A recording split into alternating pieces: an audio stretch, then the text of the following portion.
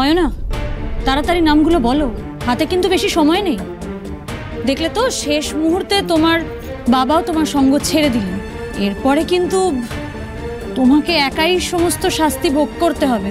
তোমার কোথাও যাওয়ার জায়গা থাকবে না, একাই তোমাকে সবটা সহ্য করতে হবে। আর তোমার সামনে অন্য অপরাধীরা বুক ফুলিয়ে ঘুরে বেড়াবে, আর তুমি লকআপে পৌঁছবে।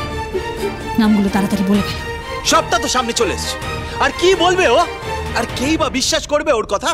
এটা তো পরিষ্কার হয়ে গেছে ওর বাবার সাথে মিলে এতদিন ধরে এত কিছু করে এসেছে। এটা নিয়ে তো আর ফার্দার ডিসকাশনের কোনো জায়গাই নেই।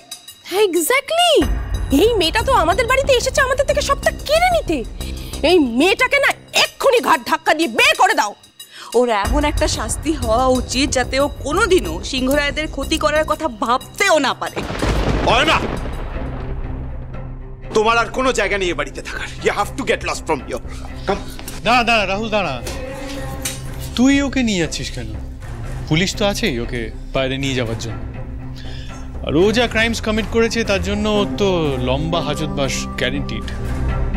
অয়না, এত কিছুর পরেও যখন তুমি মুখ খুলবে না ঠিক করেছো, তাহলে একটা কথা জেনে রাখো, তোমার বিরুদ্ধে কিন্তু অনেক চার্জ আছে। অ্যাটেম্প টু মার্ডার, কিডন্যাপিং, এবং এছাড়াও সিংহরায় জুয়েলার্সের গোপন নথি চুরি করা, তাদের গয়নার ডিজাইন চুরি করা, নথি পাচার করা, এই সমস্ত কিছু কিন্তু তোমার বিরুদ্ধে ব্যবহার হবে। না করে তোমাদের গয়না চুরি, তোমাদের কোম্পানির ইনফরমেশন ড্যাডিকে দেওয়া, এই বাড়িতে থেকে আমার ড্যাডির হয়ে কাজ করা, এই সব কিছু আমি করিনি করে মিস্টেক। তাহলে কে করেছে অয়না? আমি তো এটাই জিজ্ঞেস করছি, কে করেছে? তাদের নামগুলো বলো। দেখো, এটাই কিন্তু শেষ সুযোগ তোমার নিজেকে বাঁচানোর, না হলে আসল অপরাধীরা ছাড়া পেয়ে যাবে আর তোমাকে একা একা জেলে পৌঁছতে হবে। বিশ্বাস করো, আমি এগুলো কিচ্ছু করিনি, আমি সত্যি কিচ্ছু করিনি। এগুলো করেছে এই কিয়ারা আর রাহুল।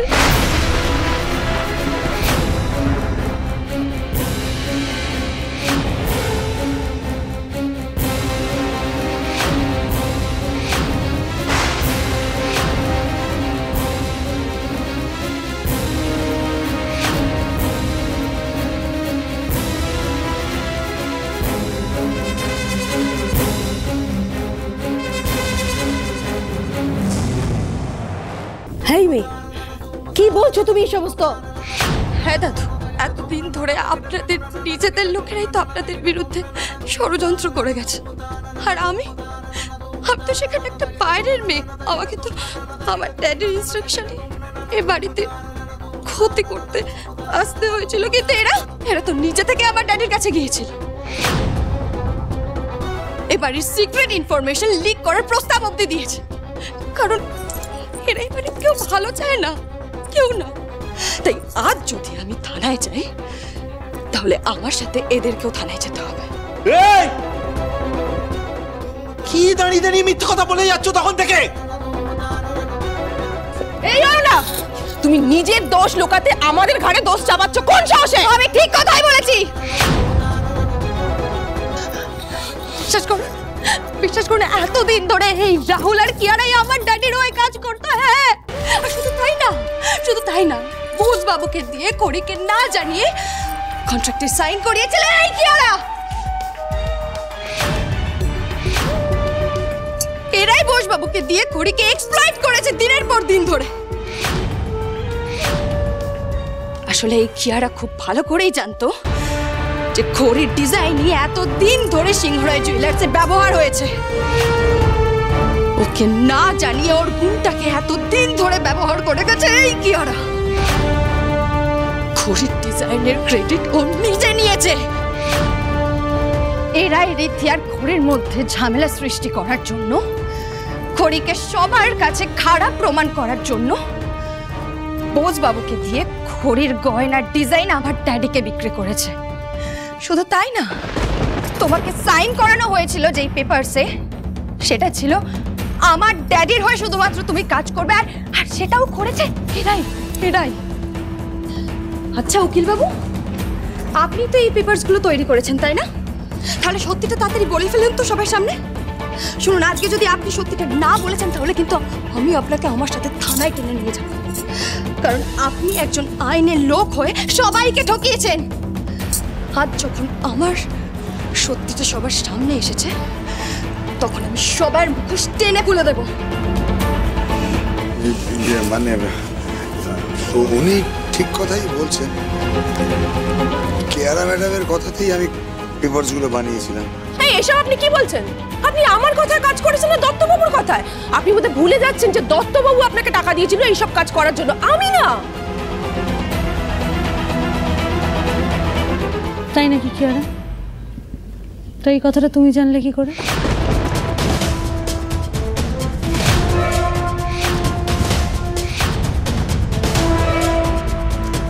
কিয়ারাকে আমাদের ডিজাইন সম্পর্কে জিজ্ঞেস করো, ও একটা উত্তর দিতে পারবে না। ও বলবে জানে না। কিন্তু হরিকে জিজ্ঞেস করো, উনি সব জানেন। রিদ্ধি, রিদ্ধি এই সমস্ত কি বলছিস তুই? হ্যাঁ না না, আমার মেয়েটা ডিজাইনিং নিয়ে রীতিমতো পড়াশোনা করেছে, ওর ডিগ্রি আছে। ডিগ্রি রাইট, কিন্তু ট্যালেন্ট নেই, উইচ ইজ অল রাইট। কিন্তু বারবার আমাদের মিথ্যে বলে গেছে। প্রমাণ চাও? Wait, so Kiara, tell me something. এই যে এই ডিজাইনটা, এটা আমাদের কোন কালেকশনের বলতে পারবি?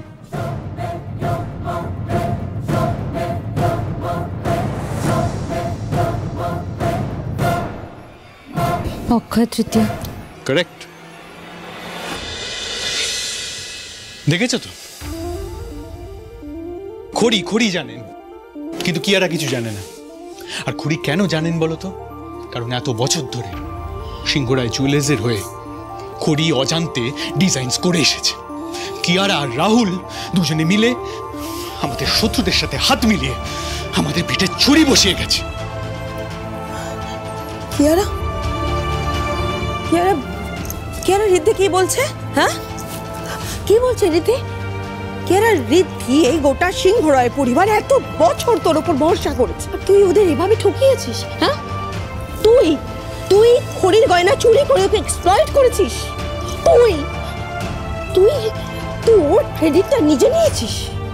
আনসার দে কিয়ারা, উত্তর দে। হ্যাঁ মম, এসব আমি করেছি।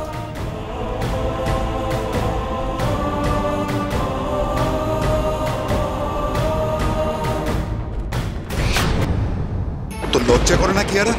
এত বছর ধরে আমাদের সবাইকে তুই এভাবে মিথ্যে কথা বলে এসেছিস। হ্যাঁ বলেছি, কারণ বলতে বাধ্য হয়েছি ছোট মামু। বাধ্য হয়েছো মানেটা কি? কেন করলে তুমি এরকম? কোন সাহসে এত বড় ক্ষতি করলে তুমি আমাদের? আমি তো কোনোদিন ডিজাইনার হতে চাইনি দাদু, কখনো না। বিশ্বাস করো তুমি আমার, এইসব বাজে কাজ, এইসব ফ্রড করতে আমি চাইনি দাদু, কোনোদিন চাইনি। আমি যদি ডিজাইনার হতে নাই চাই তাহলে কেন আমি খড়ির ক্রেডিটটা নেব? তাহলে এত বড় একটা জঘন্য কাজ কেন করলি তুই? বল কেন করলি? বললাম তো দাদু, বাধ্য হয়েছি আমি। কে কে তোমাকে বাধ্য করেছিল? স্পষ্ট করে বলো।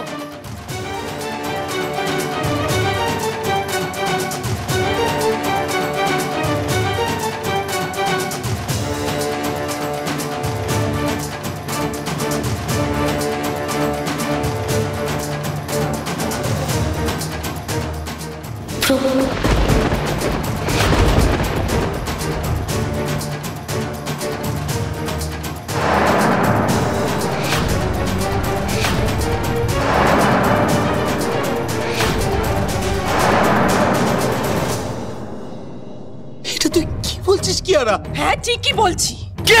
রাহুল, তোমার এই নোংরা চেহারাটা আজ বাড়ির প্রত্যেকের সামনে চলে এলাম, এবার কি করবে?